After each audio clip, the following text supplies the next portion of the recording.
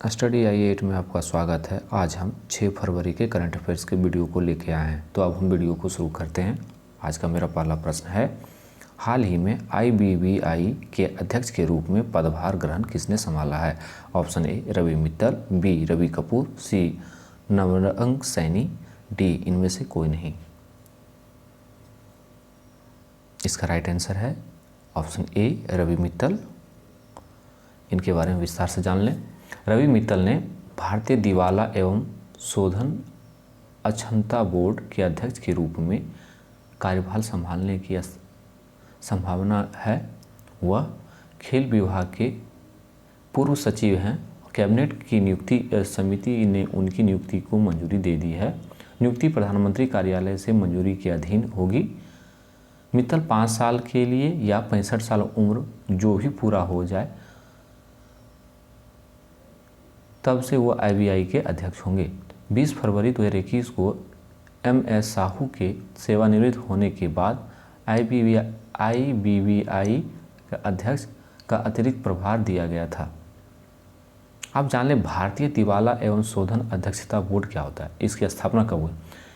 इसकी स्थापना 1 अक्टूबर 2016 को दिवाला एंड दिवालियन संहिता 2006 के तहत की गई थी। यह IBM कोड कार्यान्वित के लिए जिम्मेवार है। इनके लिए बस इतना ही। आज का दूसरा प्रश्न, हाल ही में भारत बांग्लादेश की सीमा हाट की आधारशिला कहाँ रखी गई है? Option A Paschim Bangal, B Tripura, C Manipur, D Assam. इसका राइट आंसर है ऑप्शन बी त्रिपुरा में। इनके बारे में विस्तार से जान लें। त्रिपुरा के मुख्यमंत्री विप्लव कुमार देव और बांग्लादेश के वाणिज्य मंत्री टीपू मुंशी ने धलाई जिले के कमालपुर में तीसरे भारत बांग्लादेश सीमा हाट की आधारशिला रखी। सीमा हाट को कमालपुर घाट बॉर्डर पर हाट के नाम से जाना जाएगा। यह भारत और बांग्लादेश के बीच संस्कृति और भावनात्मक संबंधों को मजबूत करने में मदद करेगा। भारत बांग्लादेश मैत्री में त्रिपुरा महत्वपूर्ण भूमिका निभाना। 2020 के अधिकारियों ने त्रिपुरा में भारत बांग्लादेश सीमा पर 3 अतिरिक्त सीमा हाटों के लिए संयुक्त रूप से स्थानों की पहचान की गई थी। इनमें से 2 सीमा हाट पहले चालू हो गई है और स्वीकृति भी दी जा चुकी है। धर्मनगर सीमा हाट का भी जल्द ही शिलान्यास हो जाएगा। सीमा हाट होता क्या है?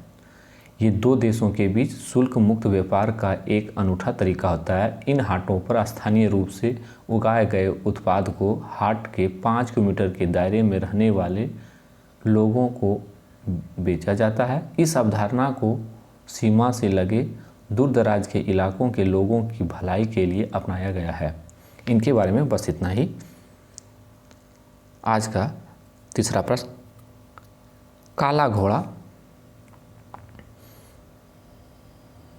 घोड़ा फेस्टिवल फरवरी में कब से कब तक मनाया जाता है? ऑप्शन ए 5 फरवरी से 8 फरवरी, बी 5 फरवरी से 11 फरवरी, सी 5 फरवरी से 13 फरवरी, डी इनमें से कोई नहीं।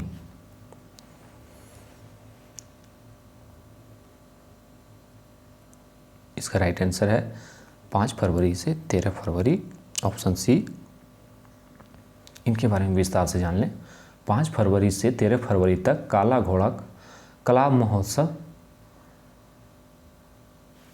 महोत्सव 9 दिनों तक चलने वाली ये वार्षिक उत्सव है, जो हमेशा फरवरी के पहले शनिवार को शुरू होता है और समापन हमेशा फरवरी के दूसरे रविवार को दक्षिण मुंबई, भारत के काला घोड़ा क्षेत्र में होता है। इनके बारे में बस इतना ही। आज का चौथा प्रश्न, हाल ही में विश्वविद्यालय अनुदान आयोग का नया अध्यक्ष किसे नियुक्त किया गया है? Option A professor M Jagdish Kumar, B Jagdish Kumar, C Ashok Kumar, D none of this. इसका राइट आंसर है option A professor M Jagdish Kumar. इनके बारे में जान लें। JNU के कुलपति M जगदीश कुमार को विश्वविद्यालय अनुदान आयोग का नया अध्यक्ष नियुक्त किया गया है।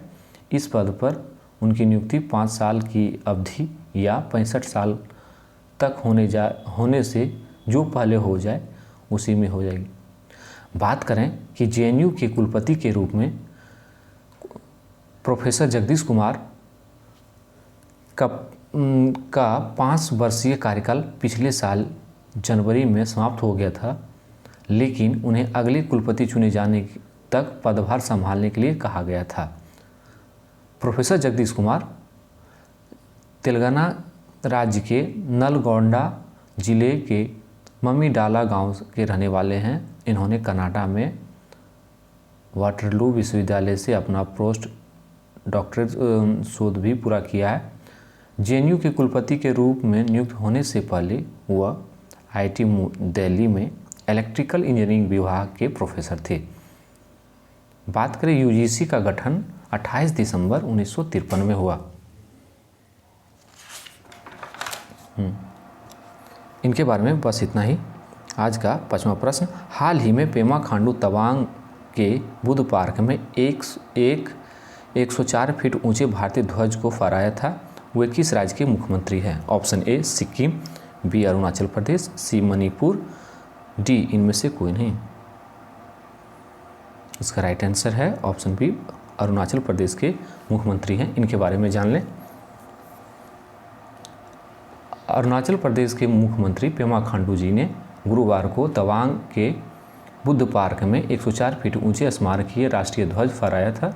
मुख्यमंत्री ने एक ट्वीट में कहा कि यह 10,000 फीट की ऊंचाई पर स्थित यह ध्वज ऊंचाई के मामले में देश का दूसरा सबसे ऊंचा राष्ट्रीय ध्वज है।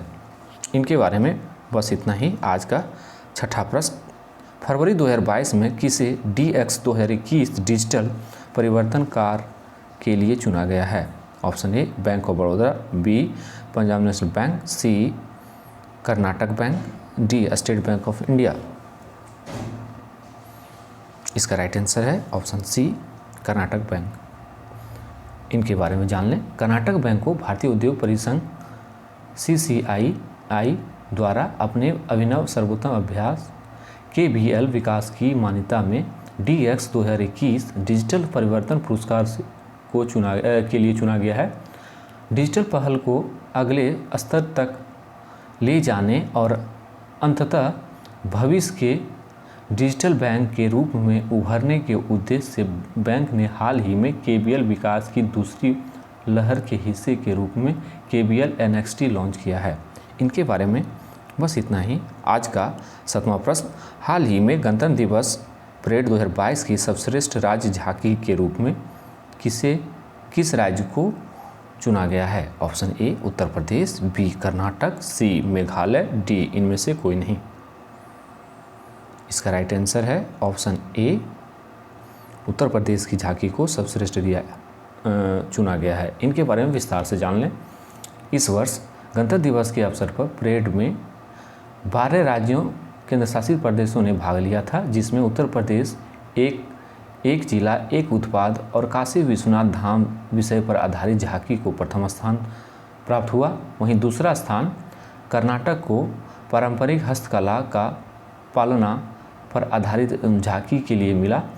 वहीं तीसरा स्थान मेघालय राज्य के 50 साल पूरे और महिलाओं के नेतृत्व वाली सहकारी समितियों और स्वयं सहायता समूह को श्रद्धांजलि पर झांकी के लिए यह तीसरा पुरस्कार मिला।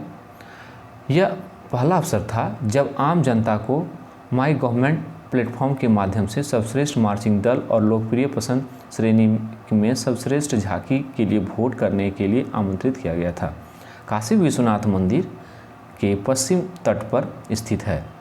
यह 12 ज्योतिर्लिंगों में से एक है। इस मंदिर का 1780 ईस्वी के बाद रानी अहिल्याबाई होलकर ने जीर्णोद्धार करवाया था। इनके बारे में बस इतना ही। आज का 8वां प्रश्न, फरवरी 2022 में कौन सा देश 5 लाख कोविड-19 मौत की सीमा को पार करके इस सीमा को पार करने वाला दुनिया का तीसरा देश बन गया है? Option A America, B Bharat, C Brazil, D इनमें से कोई नहीं। इसका राइट आंसर है ऑप्शन बी भारत। इनके बारे में जान लें। भारत ने 3 फरवरी 2022 को 5 लाख कोविड-19 मौतों की सीमा को पार कर गया है, जिससे वह अमेरिका और ब्राज़ील के बाद इस सीमा को पार करने वाला दुनिया का तीसरा देश बन गया है। 1 जुलाई 2021 को दर्ज 4 लाख से 5 लाख की मौतों तक पहुंचने में देश को 217 दिन लगे, जो 1 लाख मौत का रिकॉर्ड करने में सबसे लंबा समय था।